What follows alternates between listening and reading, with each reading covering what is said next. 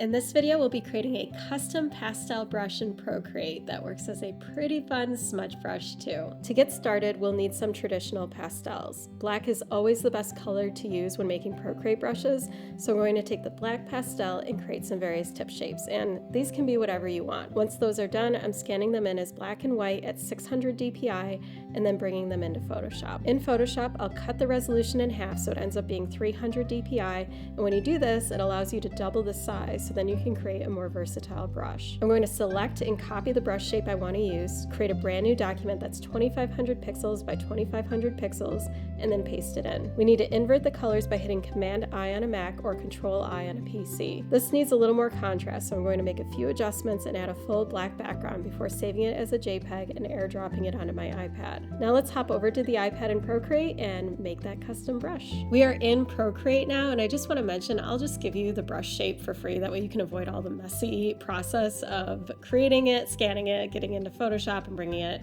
over to your iPad. If you just want to put in the settings and play around like we're going to be doing right here, you can totally do that. It's free, it's linked right underneath the like button. I have a screen size canvas, that way we can play around with the brush as we make it. So first we need to create the brand new brush. So come over to your brushes. I have a brush category that I labeled experiments where it's kind of my testing ground for all the brushes that I make. So I'm just going to add it to this one. In this category, I'm going to hit the plus, but you can do it with any category that you've got. We're just starting off with a blank slate, entirely brand new brush. I always like starting with the shape and the grain, that way I get an idea of what things are looking like and then I tweak things from there. So that's generally my process whenever I'm creating a brand new brush. Let's head into shape and we'll choose the shape that we just adjusted in Photoshop. So I'm going to hit edit and then hit import, and because we airdropped it from the computer onto the iPad, it's in our Photos app right now, so I'm just going to grab it from there. I've got my brush shape in here, so now I can hit done. And we might as well just add in all the settings that I've got for this one. So under scatter, it's going to be 10%. Rotation is going to follow stroke, so you're just going to want to drag it all the way up. Just toggle on azimuth. The rest you can just leave as is. Let's head into grain now, and we're actually going to be using one of Procreate's source library grains. So just hit edit, import, source library. You just want to scroll down just a little bit. We're looking for the graphite one right here, but it's darker than we need it to be in order to pick up all the texture that we need within a pastel style brush. So in order to fix that, you're just going to take two fingers, tap on the screen, and it's going to look more white. And once you have that, you're in great shape. Just hit done. There are quite a few settings that we need to tweak for the grain, so I'll walk you through them one by one. Under grain behavior, make sure moving is toggled over here. That's your default. Movement's going to be rolling. Scale is going to be 40%. Zoom is cropped. Rotation is 0. Depth, we're going to bring this down to 8%. None for minimum, none for depth jitter. You kind of got to be careful when you're scrolling up because it'll toggle these automatically for you. Offset jitter, we want to turn this off. Under blend mode, tap on this and then you're going to drag it all the way until you find height and choose that one. We're going to change the brightness to -30%, but if I write it in here for whatever reason, Procreate doesn't like that, so you actually have to drag this one. So just go until you get to -30%. And then contrast, we're going to bump this up to 40%. And then it's fine to have improved filtering, and then grain follows camera turned on. How I got to all of these settings, honestly, it was just trial and error. I tweaked a bunch of settings, I played around with it over here, and then I just figured out what worked best for me or the look that I was going for. I got closer and closer the more I tweaked things. So all of these settings just came from a lot of experimentation for me. And if you don't like any of them or you want to customize them yourself, then please feel free to change any of these to make it your own. Okay, let's move back up to the very beginning and we'll kind of go through all the other categories. There's only a few settings really that you need to change, so this is a pretty quick process.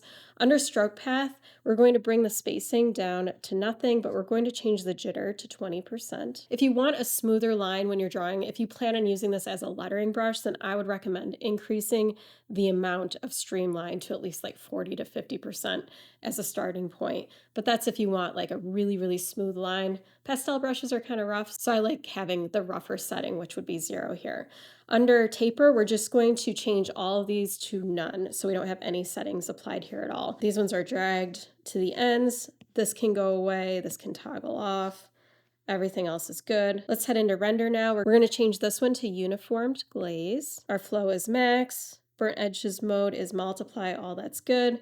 Let's head into wet mix next. Under wet mix, change your charge to 1%. Your attack's going to be 20%. Pull is 10. Grade is 80. and the rest of these can be left at none. Let's go into Apple Pencil now. The size is going to be 50, opacity is going to be none, flow is going to be 55%. I've got 1% for the bleed. The tilt I changed to 15%. All of these are none except for the size down here. We're going to change this one to 50%. And then make sure you toggle off size compression because this will actually have a pretty significant effect. The settings for these with the tilt, what happens is if you're drawing on the side of your pencil, like if you're shading with a graphite or charcoal or pastel, you're going to have a larger size brush because you'd be on the side of the tip of whatever writing utensil you're using. So that's what this tilt setting is all about. It's really nice when you're creating pencil style brushes or pastel style brushes. So you can see it's a little different if I'm drawing straight on versus on the side. But if size compression is toggled on, it changes it pretty drastically. You can see that shift from here to here. So always make sure size compression is turned off if you ever decide to utilize those settings. Under cursor outline, I just have this one set to contrast. I've left everything else exactly the way it is. Let's go into properties next. So inside properties, we're going to turn off orient to screen and we'll just change the minimum size of the brush behavior down to 1%. And that's it for that. If you want to label your brush, you can. I'm going to call this one Basic Pastel and now we can have some fun with it. So hit done.